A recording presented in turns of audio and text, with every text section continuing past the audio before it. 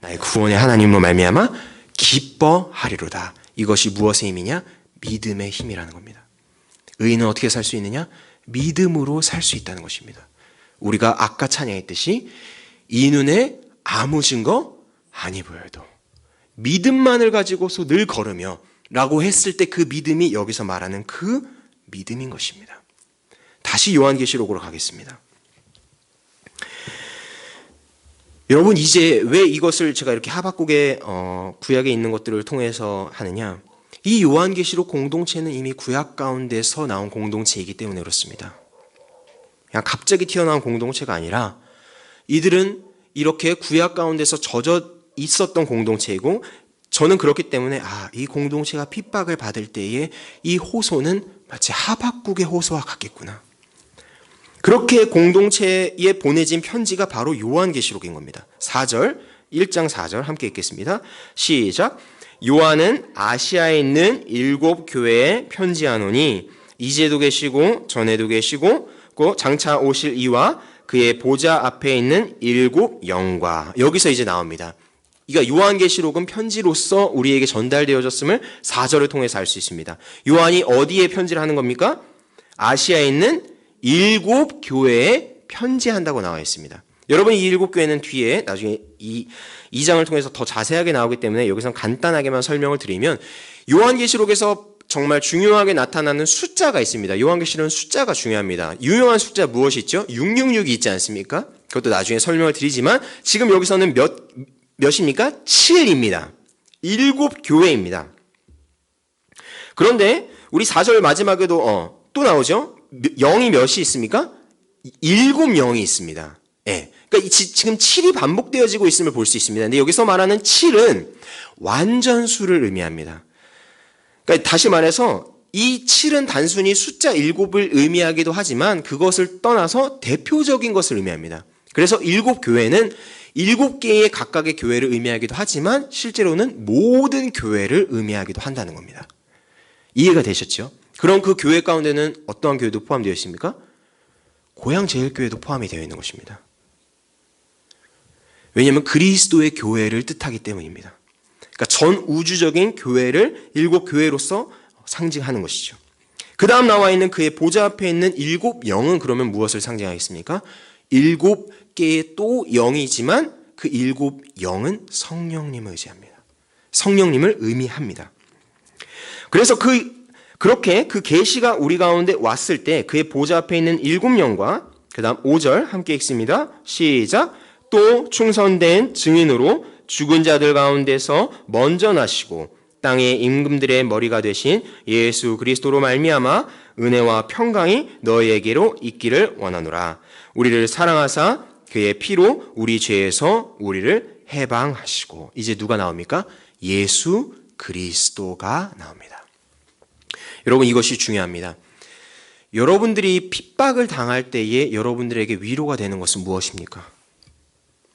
여러분들이 고난을 당하고 내 신앙이 흔들릴 때에 정말 그 고난을 잠재워 줄 수 있는 것은 무엇입니까?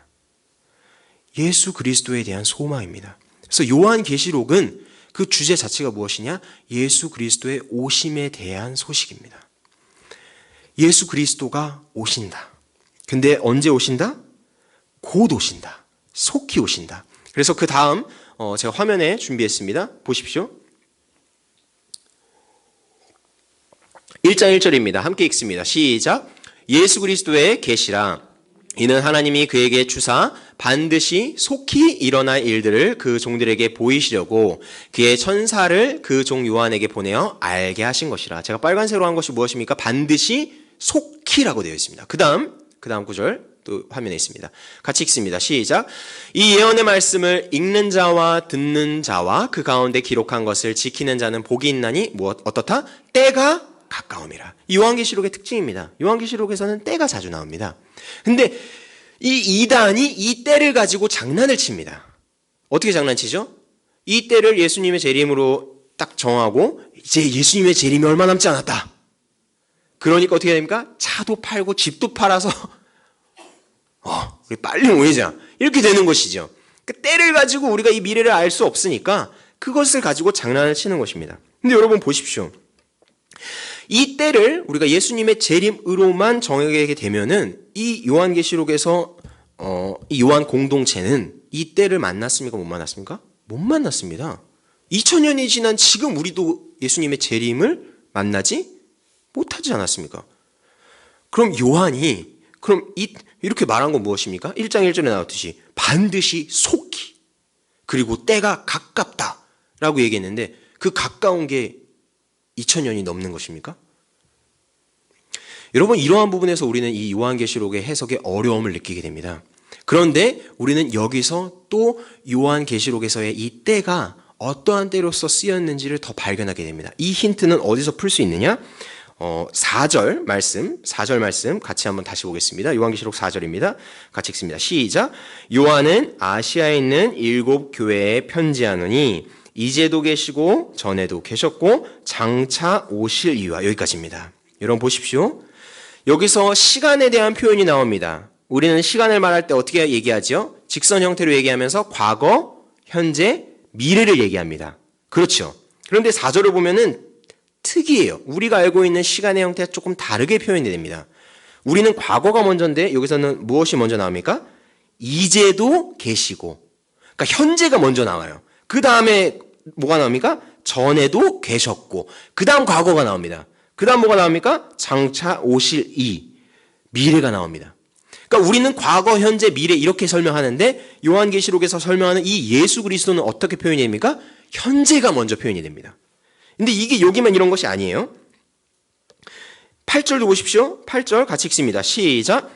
주 하나님이 이르시되 나는 알파와 오메가라, 이제도 있고 전에도 있었고 장차 올 자요 전능한 자라 하시더라. 아멘. 또 무엇이 먼저 표현이 됐습니까? 현재적인 게 먼저 표현해요. 이제도 있다. 이것은 무엇을 얘기합니까?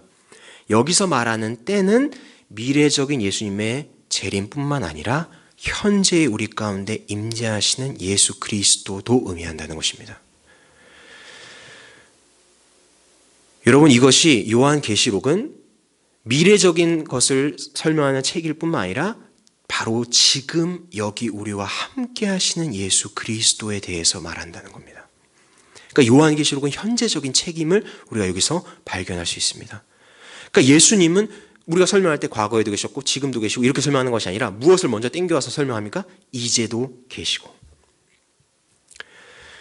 여러분, 그런데 보십시오. 예수님께서 마태복음 마지막에 우리 가운데 약속하신 것이 무엇입니까? 볼지어다 내가 세상 끝날까지 너희와 항상 함께 있으리라. 그리고 마태복음 처음에도 예수님이 우리 가운데 오셨을 때도 예수님은 뭐라고 얘기하셨습니까? 임마누엘이라. 근데 그 임마누엘의 뜻이 무엇입니까? 하나님이 우리와 함께 하신다. 그러니까 주님은 우리를 떠난 적이 없으십니다. 근데 요한 공동체의 요한이 무엇을 말하느냐? 이렇게 핍박받고 힘들고 어려운 상황 가운데 있지만 주님은 여기에 함께 계시다라는 겁니다. 그것을 잊지 말라는 겁니다. 우리가 이 고난을 어떻게 이길 수 있습니까? 우리가 우리의 삶에 있어서의 어려움을 어떻게 견뎌낼 수 있습니까? 좀만 기다려. 이것은 한계가 있습니다. 왜냐면 없잖아요. 좀만 기다려. 올 거야. 이것은 한계가 있습니다. 그런데 현재적으로 오시는 예수 그리스도와 함께라면 그것을 견딜 수 있는 것입니다. 그러니까 이것은 우리의 삶 가운데도 직접적인 영향을 줍니다. 여러분, 예수 그리스도가 어떻게 우리 가운데 임하십니까? 우리는 이 말씀을 볼 때에 그리고 기도를 통해서 날마다 우리 가운데 임하십니다. 그러니까 단순히 멀리 계신 분이 아니라 지금 우리와 여기서 함께 하시는 하나님이신 겁니다. 그래서 우리가 예수님을 알아가는 것이 의미가 있는 것입니다. 그러니까 이것은 굉장히 급박하게 우리에게 다가올 수밖에 없는 것이죠. 그래서 요한계시록은 예수님의 계시인 것입니다. 그러니까 예수님이 자기 자신을 증언하여 나타내신 것이에요. 그래서 우리는 요한계시록을 보면 볼수록 미래에 대한, 종말에 대한 것에 대해서 그런 흥미로운 어떤 호기심만 채워지는 것이 아니라 정말 예수님이 어떠한 분이신지를 분명하게 깨닫게 됩니다. 우리가 그것을 오늘 마지막으로 함께 살펴보겠습니다. 5절입니다. 5절 말씀 같이 읽습니다. 시작. 또 충성된 증인으로 죽은 자들 가운데에서 먼저 나시고 땅의 임금들의 머리가 되신 예수 그리스도로 말미암아. 여기까지입니다. 여러분 보십시오. 충성된 종이라고 되어 있습니다. 충성과 종은 항상 같이 쓰입니다. 그런데 이 종의 원어적인 의미는 희생, 다시 말해서 순교자를 의미합니다. 그러니까 순교당한 이 충성된 종은 곧 누구입니까? 예수 그리스도이십니다. 그렇기 때문에 그 예수 그리스도는 죽은 자들 가운데서 먼저 나신 자, 다시 말해 부활의 첫 열매가 되실 수 있는 것입니다. 그렇게 부활의 첫 열매가 되신 예수 그리스도는 또 어떠한 분이십니까? 땅의 임금들의 무엇이 되십니까? 머리가 되십니다. 앞서 말씀드렸듯이 인간의 역사는 폭력의 역사이고 그 폭력이 가장 많이 자행이 되는 것은 악한 왕들로서 자행이 됩니다. 그러니까 임금들이 힘을 가지고 있습니다. 그런데 그 임금들이 그 힘을 가지고 백성들을 보호하는 것이 아니라 오히려 백성들을 압제합니다. 그런데 그러한 모든 왕들 가운데 예수 그리스도는 무엇이 되십니까? 머리가 되십니다. 다시 말해 진정한 역사의 주관자이시다는 것을 여기서 밝히시는 것입니다. 그래서 그 예수 그리스도로 말미암아 무엇이 옵니까? 은혜와 평강이 너에게 있을지어다. 여러분, 이 은혜와 평강은 이 1세기 교회 때에 가장 많이 쓰이던 인사말입니다. 우리가 쓰는 무엇이 있습니까? 두 글자, 샬롬이 있죠. 거기서 우리가 따온 것입니다. 평강이 있을지어다. 근데 그 은혜와 평강이 누구로부터 온다? 예수 그리스도로부터 온다. 그러니까 정말 오는 것이죠. 그 다음입니다. 우리를 사랑하사 그의 피로 우리 죄에서 우리를 해방하시고, 그 다음 6절 함께 읽겠습니다. 시작. 그의 아버지 하나님을 위하여 우리를 나라와 제사장으로 삼으신 그에게 영광과 능력이 세세토록 있기를 원하노라. 아멘. 여러분, 이것이 예배로서 드려지고 있음을 우리는 확인할 수 있습니다. 그러니까 예배 가운데서 이 요한 서신이 시작될 때 찬양으로서 시작이 되는 것입니다. 바로 지금 여기 계신 그 예수 그리스도를 향한 영광송이 울려 퍼지는 것이죠. 그리고 그 회중들은 뭐라고 대답합니까? 아멘. 이것이 요한계시록 마지막에도 보시면 그대로 나옵니다. 내가 속히 오리라 진실로 그러할 것입니다. 아멘. 주여 속히 오시옵소서. 여러분, 그러므로 우리가 이 계시를 맞닥뜨릴 때에 우리가 해야 할 당연한 반응은 무엇입니까? 믿음인 것입니다. 주님, 주님의 말씀대로 이루어질 줄을 믿습니다. 그 믿음이 우리를 살게 하는 것입니다.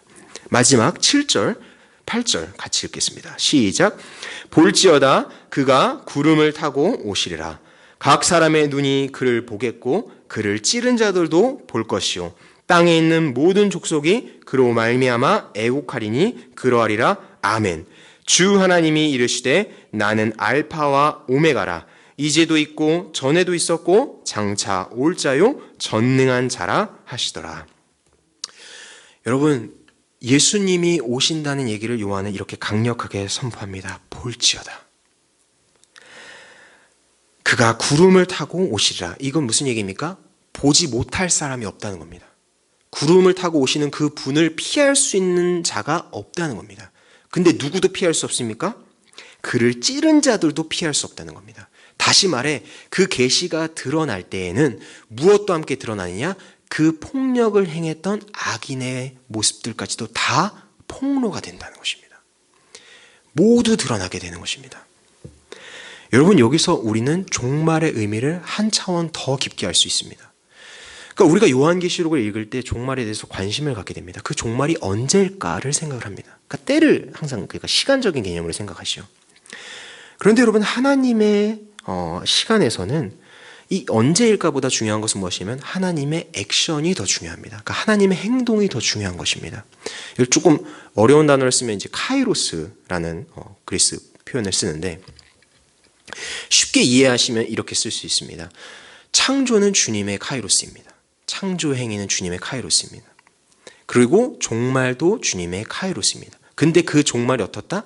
곧 온다는 것입니다.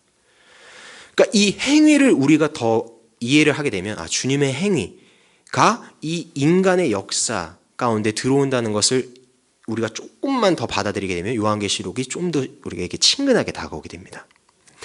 그러니까 이게 어렵지만 쉽게 설명을 드리기 제가 노력을 하면 인간은 시간을 직선으로 보게 됩니다. 그래서 과거와 현재와 미래로 보게 되죠.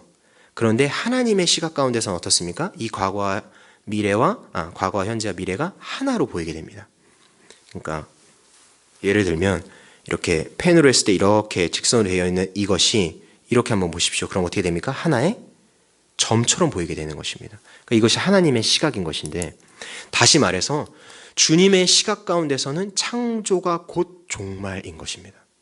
그러니까 완성이 된 것이에요. 근데 이러한 비슷한 개념을 우리는 이미 다임 목사님 오셨을 때 하나님 나라의 신학을 배우시면서 여러분들이 이미 많이 들으셨어요.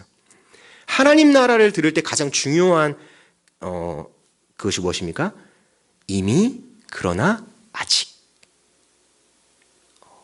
좀 어려워하시는 이제 느낌이 드는데, 그래서 제가 마지막에 좀 하고 나중에 더 설명을 드릴게요. 근데 이렇게 한 번씩 계속 들으셔야 돼요. 그래서 어쩔 수 없습니다.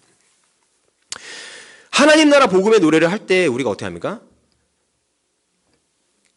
그러니까 우리는 이 땅에 속해 있지 않다고 얘기합니다. 그리고 이미 다른 세상을 땡겨서 산다고 얘기를 합니다. 그것이 우리의 고백인 것입니다. 그러니까 우리가 이 현재 가운데의 고난을 어떻게 이겨내느냐? 이미 종말을 이루신, 다시 말해서 그 종말은 시간적인 종말이 아니라 폭력의 역사의 종말인 것입니다. 그 악한 자들로 인하여서, 다시 말해 힘을 가지고 강자들이 약자들을 압제하고 신앙인들을 핍박하는 그러한 폭정이 끝나는 그 종말을 이루시는 주님의 다시 오심, 그것이 이미 하나님의 때에서는 이루어진 것입니다. 그러니까 하나님 나라는 이미 완성이 된 것이죠. 근데 그것이 우리 가운데 어떻게 드러나냐? 계시로 드러난 것입니다. 그러니까 우리는 미래를 못 보잖아요. 보지 못하는 주님의 미래입니다. 근데 주님의 시각 가운데서 이미 완성되어졌기 때문에 그것이 우리에게 들어올 때는 그게 어려운 거예요. 그렇잖아요. 근데 요한 계시록을 통해서 자신이 무엇을 한 것을 본 것을 증언하는 것입니다. 이것이 어렵지만 우리가 반응할 수 있는 것은 무엇이냐? 이미 주님의 시간 가운데서는 그것이 완성이 되었구나.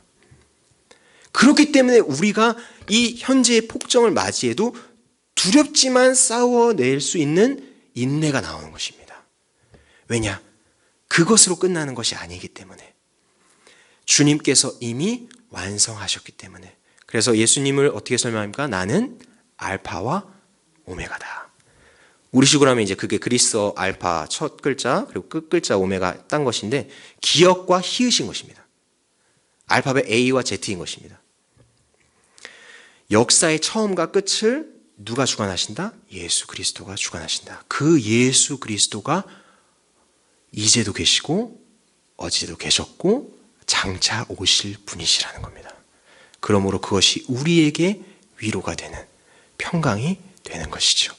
그러므로 오늘 하루를 살아가는 여러분의 삶 가운데도 이렇게 알파와 오메가가 되신 예수 그리스도를 통해 그분을 믿음으로 말미암아 은혜와 평강을 누리시길 주님의 이름으로 축복합니다. 기도하겠습니다.